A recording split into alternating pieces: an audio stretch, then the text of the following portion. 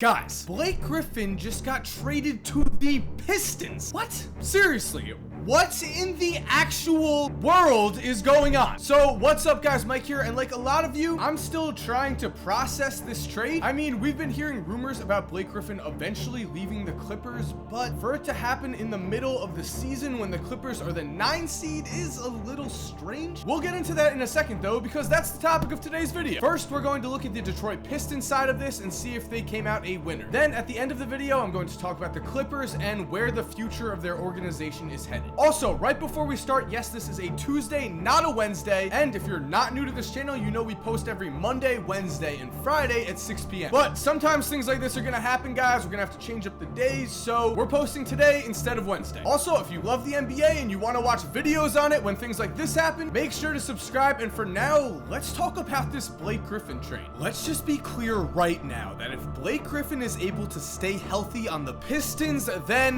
this trade could be a steal for Detroit. At his best, Blake is a top 15, if not top 10 player in the NBA. He also just so happens to be one of the best playmaking big men the NBA has seen in the last decade. As before this season, there was always a constant what if looming over the Los Angeles Clippers. What if Chris Paul was not on the team and instead the offense ran through Blake Griffin? Could Blake lead his team to wins? And if he could, what numbers would he put up in the process? Well, this year that what if was finally answered, kind of. Because as we know, as usual, Blake has struggled this year with some injuries and thus has missed 16 games. Still though, when he has been able to play, Blake has put up an all-star caliber stat line of 22.6 points, 7.9 rebounds, and 5.4 assists per game. That type of versatility from a power forward is obviously impressive, and the thing is, that kind of stat line is actually nothing new. Again,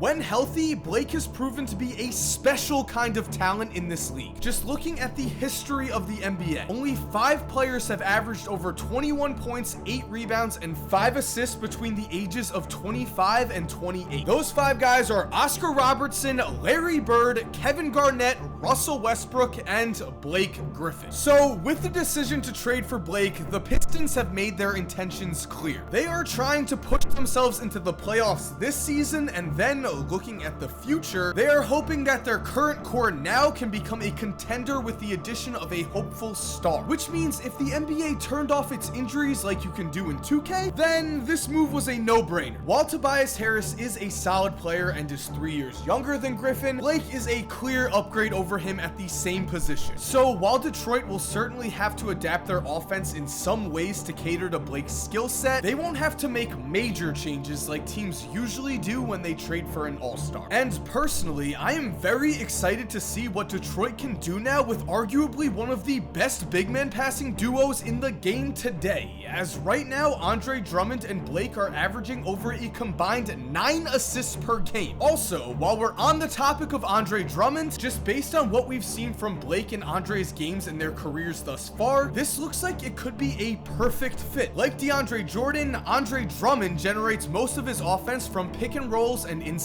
shots. This works great for Blake, who's been operating more and more out of the perimeter as his career has gone on. And on top of this, Andre currently leads the NBA in scoring off of offensive rebounds, which could also be huge for Blake. As we've seen so far this season, Blake has developed a pretty good three-point shot, but his mid-range game has been severely lacking. He's shooting just 27% from 15 to 19 feet. Knowing that Andre will be there to rebound his misses should give Blake even more confidence to take jumpers when open. And if his mid-range jump shot does begin to fall, he's going to be even more unstoppable. Now, with all of this said though, we do have to look at the possible downsides here. I do not think losing Avery Bradley is one of those downsides. This season, Bradley has struggled on offense for the Pistons, shooting just 41% from the field, and he's a free agent this summer that could command a very large contract. To me, this means that Detroit did not see a future that included Avery Bradley, so he's no real long-term loss. Tobias Harris, on the other hand, has certainly demonstrated that he is a talented player, and he's just 25 years old. But just like Bradley, 2 summers from now, Tobias is going to be getting a major contract, and again, Blake is better than him at the same position. So when you you include Detroit's protected first-round pick in this deal, I've got to say, the Pistons did not give up a whole lot for an all-star level player. The thing is though, as we've already mentioned multiple times in this video, making Blake Griffin your franchise player is a massive risk for any team. Sure, he is definitely talented, there is no arguing that. But after making the All-Star team for the first 5 seasons of his career, Blake's missed the All-Star game the last 3 years. The reason for this is that he just can't seem to stay on the court. Now, sure, some of his injuries have seemed like flukes, but there comes a point where we have to admit that a player is just injury prone. And because Blake is already going to turn 29 years old this season and currently has a contract that will pay him $39 million